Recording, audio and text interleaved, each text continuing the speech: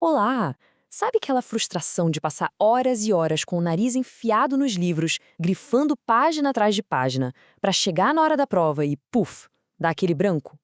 Pois é, se essa situação soa familiar, a boa notícia é que a culpa talvez nem seja da pessoa, mas sim do método que ela está usando.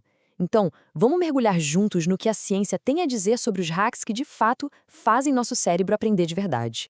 E para começar, vamos com uma pergunta um pouco provocadora. Já parou para pensar que e se aquelas técnicas de estudo super populares que todo mundo usa, tipo reler e grifar, fossem na verdade as que menos funcionam? As pesquisas mais recentes não só dão a entender que sim, como elas mostram uma verdade bem surpreendente sobre como o nosso cérebro realmente aprende. Certo, mas então por que a gente cai tanto nessa armadilha de reler, de grifar sem parar? O primeiro passo aqui é entender um conceito que é chave: a ilusão do aprendizado. É aquele momento em que a gente sente que está aprendendo, mas na prática o conhecimento não está sendo guardado. E existe um nome para esse fenômeno que engana nosso cérebro. O nome disso é ilusão de competência. Sabe aquela confiança que aparece depois de ler um texto várias e várias vezes até que ele parece óbvio? Isso não é domínio, é só familiaridade. É um truque que o cérebro prega na gente. E os métodos passivos, eles são especialistas em criar essa ilusão sem construir aquelas memórias fortes que a gente precisa na hora H. Tá, mas por que o nosso cérebro tema em escolher o caminho que não funciona? A resposta, como a citação bem coloca, é a famosa lei do menor esforço. Pensa só, reler o material é moleza, é como descer uma ladeira de bicicleta, sabe? É confortável, é rápido. Agora, tentar lembrar de algo sem olhar, se testar de verdade, isso é subir a ladeira. Cansa, exige esforço. Só que a neurociência já provou. É exatamente nesse esforço da subida que as conexões no cérebro ficam mais fortes. É aí que o aprendizado de verdade acontece. Agora que a gente já entendeu a tal da ilusão de competência, vamos dar nome aos bois. Quais são, afinal, os mitos? Os verdadeiros vilões que roubam o nosso tempo de estudo? Se prepara, porque talvez seja a hora de abandonar uns hábitos que acompanham muita gente desde a época do colégio. E esse slide aqui mostra bem o antes e depois do estudo. Olha só, à esquerda a gente tem o estudo passivo. É cansaço, pouca energia, é o resultado de ficar só relendo e grifando. Parece que a gente está trabalhando duro, mas o cérebro está ali quase no piloto automático. Já à direita, a gente vê a energia do estudo ativo. Aqui, o cérebro está malhando, se esforçando para testar, para explicar, para conectar as ideias. É aqui que a mágica do aprendizado acontece. E isso, olha, não é achismo, é ciência pura. Uma pesquisa gigante liderada por John Dunlosky analisou um monte de técnicas de estudo e botou um selo de baixa eficácia em várias das mais queridinhas. Grifar, por exemplo, é especialmente traiçoeiro. Dá aquela sensação de dever cumprido, sabe?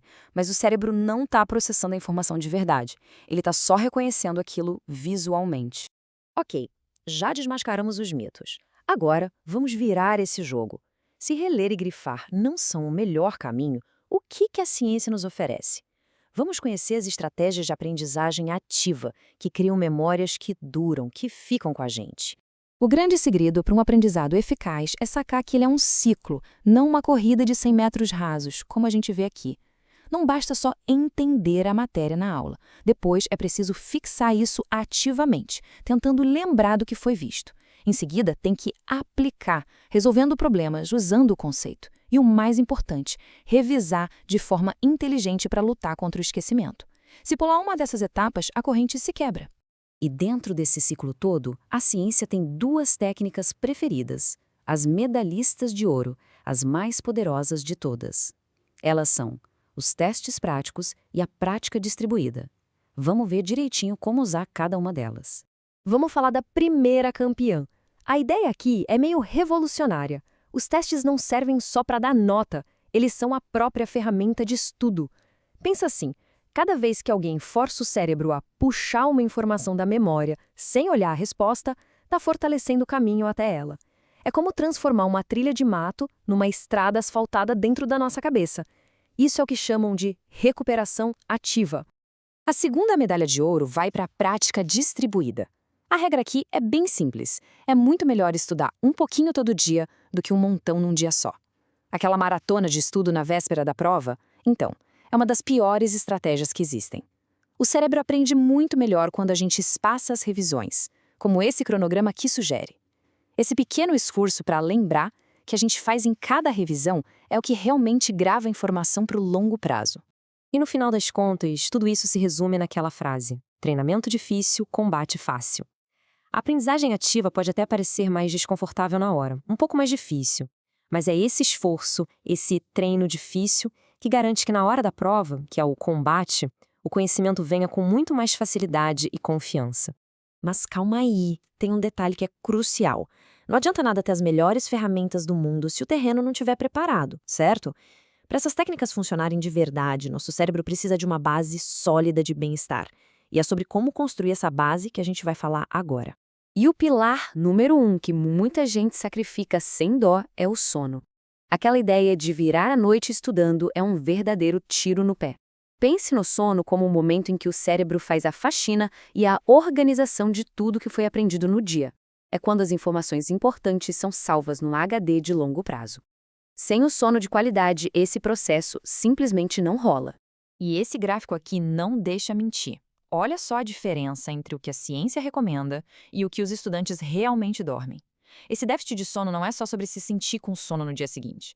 Ele sabota diretamente a capacidade de aprender, prejudicando a atenção na aula e a formação de novas memórias. E o sono é só um dos pilares que sustentam nosso cérebro. Um ambiente organizado, sem o celular piscando do lado, já reduz a carga mental. Comida e água de qualidade são literalmente o combustível dos neurônios.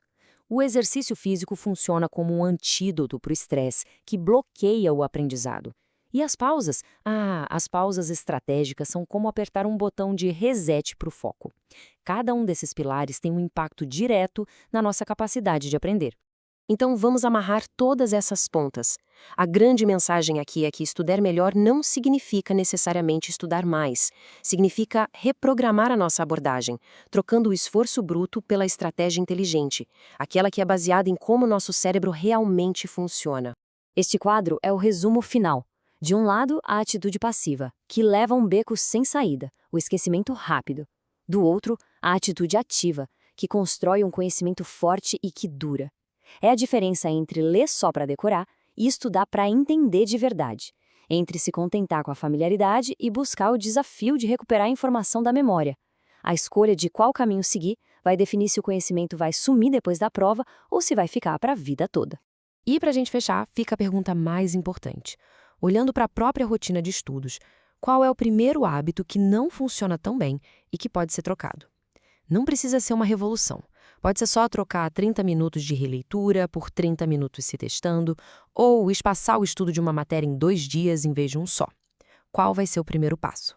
Porque a jornada para um aprendizado de verdade começa com uma única e pequena mudança.